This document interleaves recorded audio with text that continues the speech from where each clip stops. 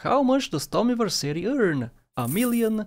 10 million? 100? In Vice City he accomplished a lot. He overthrew a major crime boss, bought several high-profile assets around the city, participated in tournaments and so much more. Today we'll look at how much exactly he earned in 1986, taking into consideration the time period, the housing market was different back then, Tommy needing to hire people to collect and store his daily income is also something we need to pay attention to, and lastly, at the end we will adjust his income for inflation for 2023. In the previous video we already established that Claude made just over 6 million in his game, but Tommy has a lot more going on. Unfortunately, Tommy can do many radiant tasks such as robbing people for money, doing random jumps, repeating side missions and so on. I'll not account for all since there's no way to know how many times he will do these tasks, and getting an accurate count for them is impossible, so just look at 100% requirements. Buckle up, because this will be a very math heavy video and I hope you can follow along. GTA Vice City is set in 1986 and Tommy starts with no money whatsoever after being robbed by some goons. This means that he has no assets to speak of and no income at the start. He lives in a hotel room presumably paid by Sony, but more on that later when I discuss the housing situation. Throughout the game, Tommy is given 38 main story missions, which unlike GTA 3's main story missions, have a set reward no matter how you complete them. The rewards range from $0 all the way to $50,000.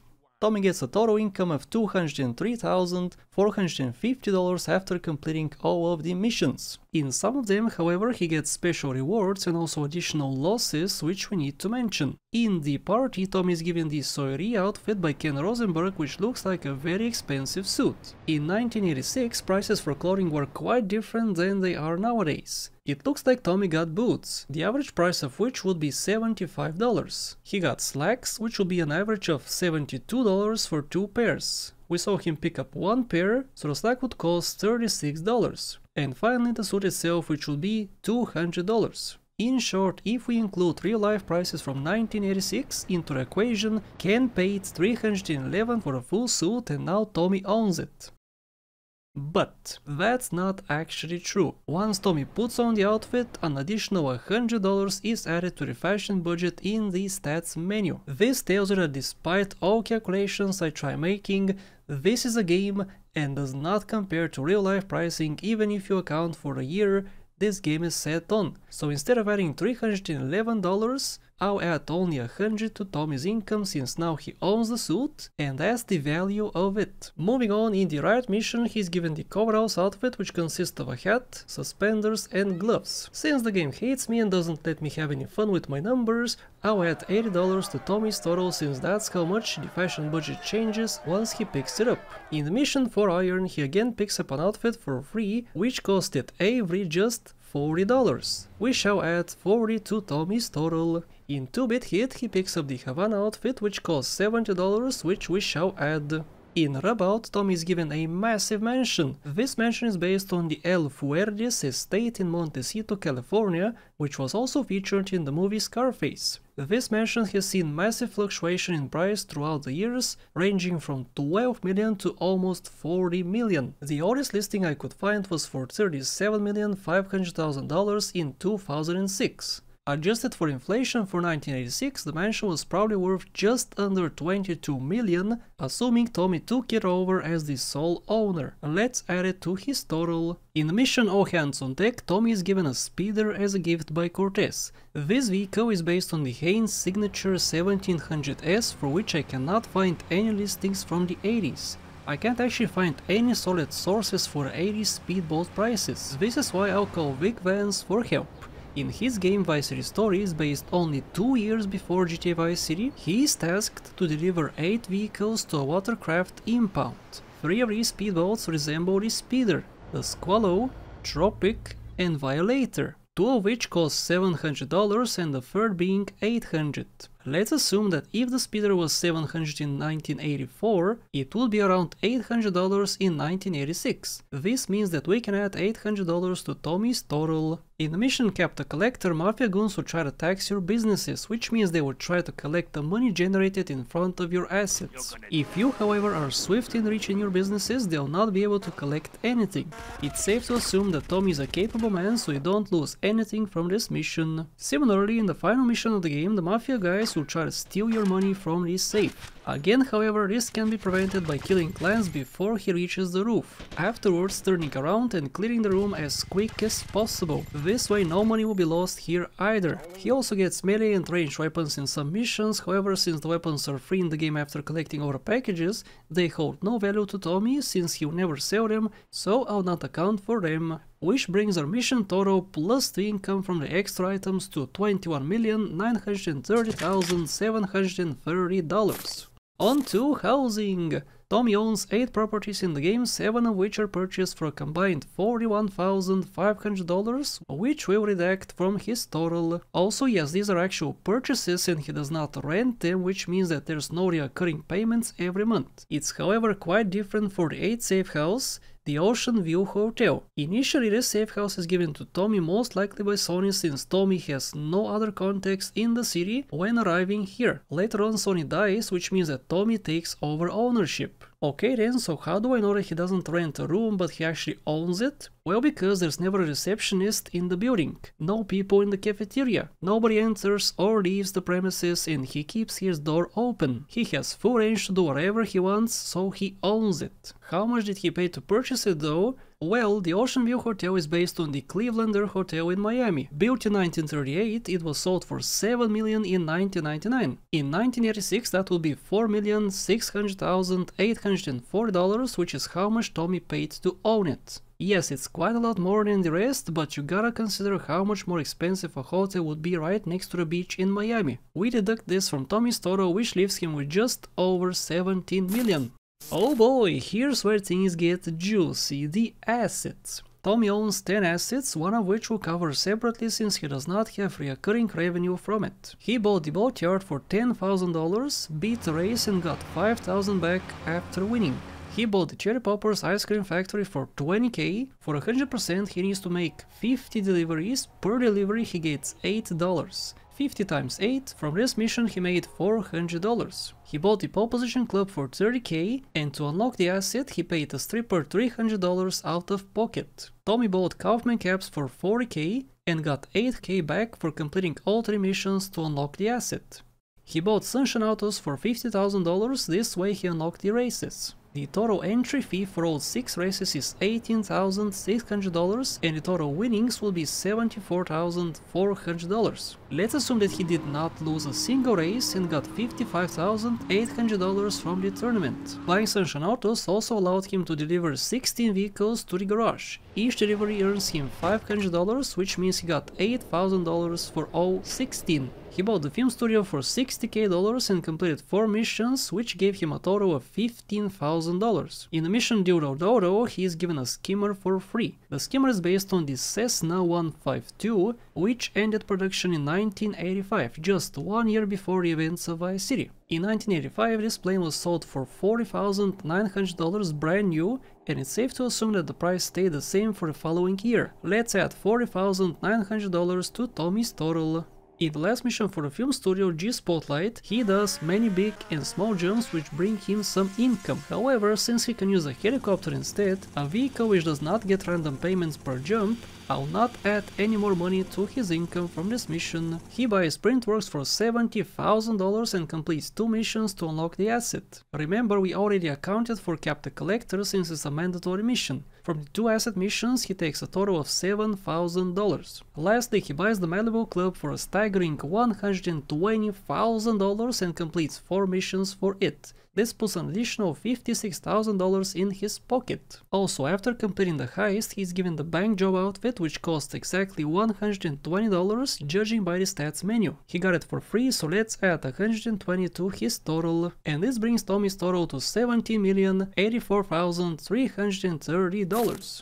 And here's where the most controversial part of the video comes into play. Remember, I'm judging this as I would in real life. Tommy owns 10 assets, 9 of which have recurring payments. These 9 bring him exactly $1,000 each every 12 hours. That will be $2,000 for every 24 hours per asset. It doesn't matter how much money total each asset generates, since they will be collected every single day, meaning they would never go above 2,000. Unfortunately, we don't know which month the events of GTA Vice City take place in. Let's just cut 1986 in half and assume that Tommy took over all the assets on the 1st of July 1986. This gives him 184 days until December 31st. If he gets 2K a day from 9 assets, that means that he receives $18,000 each day. Since there are 184 days total until December 31st, he got $3,312,000 from all the assets in 1986. Who will collect them though? Tommy is a busy man, and since he does not want to waste any money by letting it just sit there, he would probably hire somebody to collect it every day for him. To make it legitimate, Tommy needs to pay this person a living wage. The minimum wage in Miami in 1986 was $3.35 per hour, or $581 per month. With the extra benefits this employee would need, it's safe to assume that Tommy would pay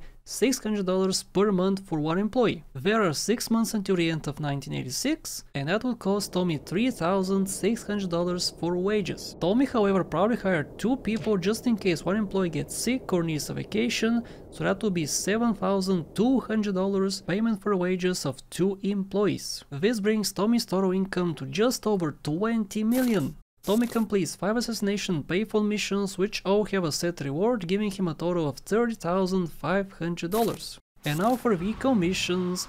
Taxi driver is a difficult one to calculate, since Tommy gets different amounts depending on how far the destinations are and how fast he reaches them. For 100% completion, Tommy needs to deliver 100 passengers. I did it twice in a row with both taxis for maximum profit, and got these 2 numbers. This is assuming he did not use pen spray during his runs. The average of these is $116,290, so let's add this to the total. Paramedic requires 12 levels for 100%, and Tommy gets $32,500. Vigilante is the exact same, 12 levels, 32,500 added to his total. As we expected, firefighter is the same, so Tommy gets an additional $32,500 after level 12. During Pizza Boy, Tommy needs to complete 10 levels for 100%. After completion, he gets a $5,000 reward, but also gets $10 for every pizza he delivers. Since he has 55 customers, that would net him an extra $550. Tommy needs to complete 4 vehicle checkpoint missions.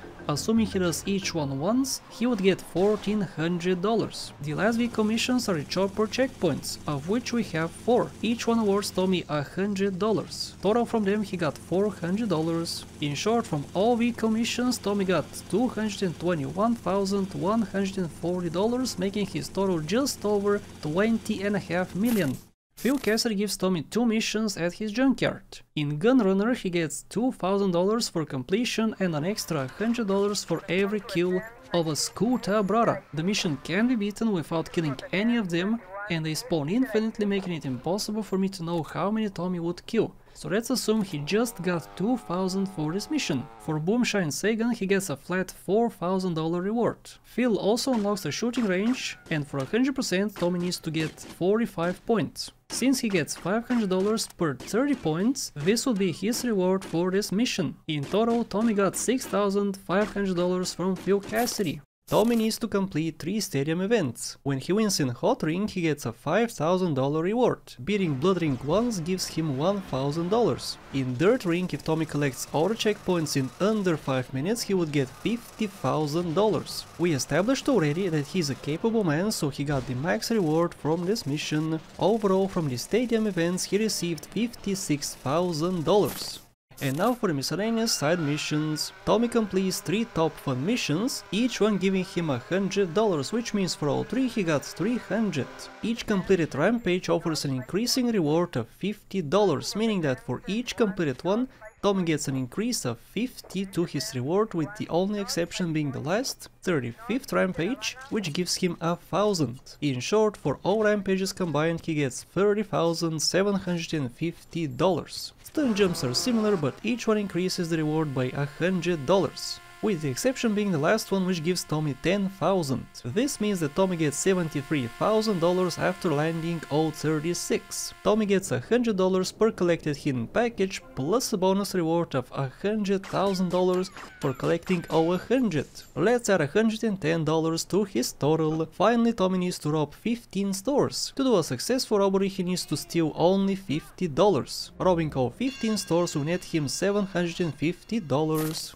This brings Tommy's total income to $20,918,050. What's interesting is that the mansion he took over cost over $22 million, so if I did not take buildings into consideration, Tommy would actually be in the negative despite owning so many businesses. Adjusted for inflation for 2023, his money from 1986 would be over $58.5 million in current year. Let's assume that Tommy retires at this point. He doesn't do any crime, races, stunts and so on, but still racks up income each day from all his businesses. He also continues paying the 2 employees a minimum wage until 2023. Let's calculate this, shall we?